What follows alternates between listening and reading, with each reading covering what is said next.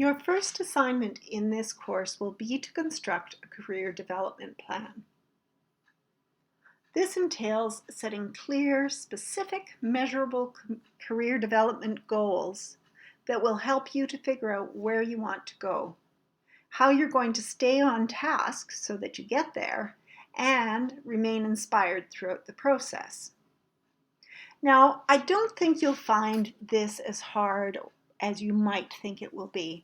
I've laid out this assignment so that really all you have to do is put some thought into this and then transfer that thought down onto the questions and answers and tables that I've supplied. So I've given you a number of questions and you can go through the whole process step by step. You need to think about this though. You need to really be putting some thought into this. I would go through it a few times. Go through it once and just scratch down your first impressions to the questions that I've asked. Then later on you can go back and fill in some of the gaps, maybe refine some of your answers. You'll notice that in each of the tables I've left a couple of blanks so that if you think of another question that I haven't asked that might be particularly relevant to you, you can put in the question and the answer. So I'm going to be looking for insight. I'm going to be looking for thoughtfulness when I mark this assignment. I'm going to want to see that you've really put some thought into this and that you've been able to come up with some very specific and concrete goals as well as actions that you can take to get you closer to those goals. Okay, I'll go through the steps a little bit one at a time. So the first thing you need to do is to identify your current situation. Where are you in your career path? For many of you, you might be just starting out, but that doesn't mean that you don't have to identify this stage. If you're going to know where you're going, you need to know where you are.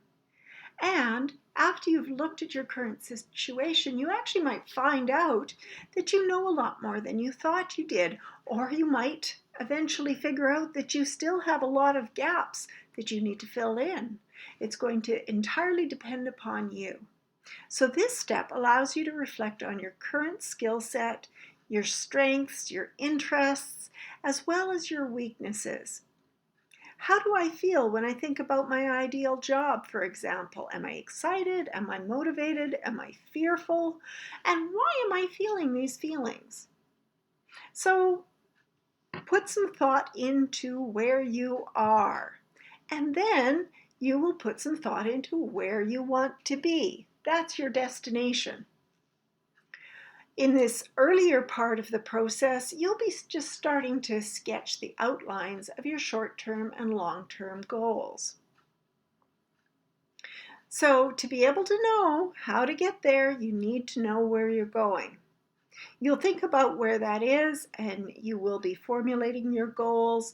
So be thinking about, what does my ideal job look like? What energizes me? Those sorts of things. And from there, you'll perform a gap analysis. So what is between you and your goals? Identify the gaps. So what are the gaps? What barriers do I need to remove to achieve my career goals? Maybe you're disorganized. Maybe you purposely avoid doing tasks that you don't like. Perhaps it's procrastination that is your downfall. Maybe it's your procrastination that's going to hold you back.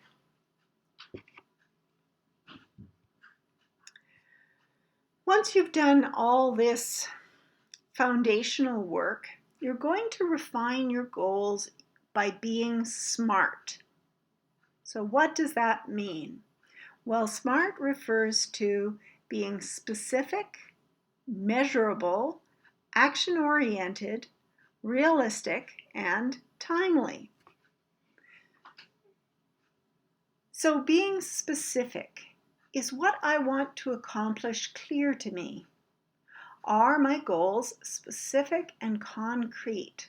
So can I articulate my goals? Can I articulate my goals in a way that is specific? I want to be successful in my job is not specific. That cannot be one of your SMART goals. You must be specific, and your goals must be measurable. So how can the goals that you have identified be measured?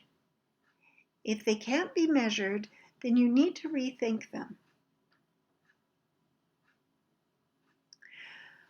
Your goals need to be action-oriented. So are the results that I anticipate apparent?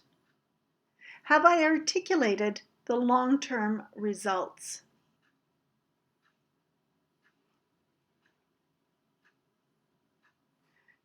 They also need to be realistic. Is what I'm attempting to accomplish achievable? Can I accomplish my goals myself, or will I need to rely on collaborators and other resources? And then, this is really important. How committed am I to achieving my goals? Be honest with yourself. Be honest. Are these your goals, or are they someone else's goals?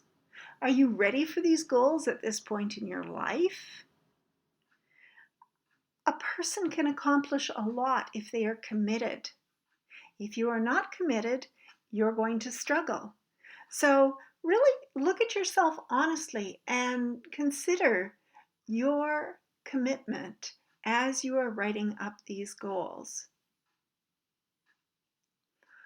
And timely.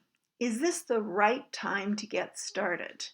This might tie into just how committed you are, or if you feel invested in this process. And then, is the time I've allocated for creating this initiative adequate? So, what are my short-term goals? Do I have enough time to get there? And then once you have set out your goals, you are going to plan some short-term and long-term goal actions. So these are actions, tactics we could call them, that will help you to get to your goals. So make sure that you're coming up again with tactics or actions that are specific, measurable, attainable, relevant, and timely. So your actions also need to be SMART. And I'll be watching for that when I mark your assignments.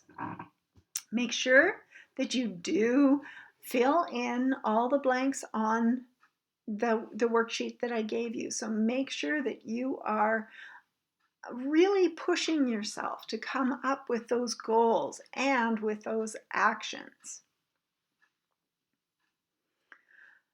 So what might those actions look like? Well, they might be as simple as getting another skill.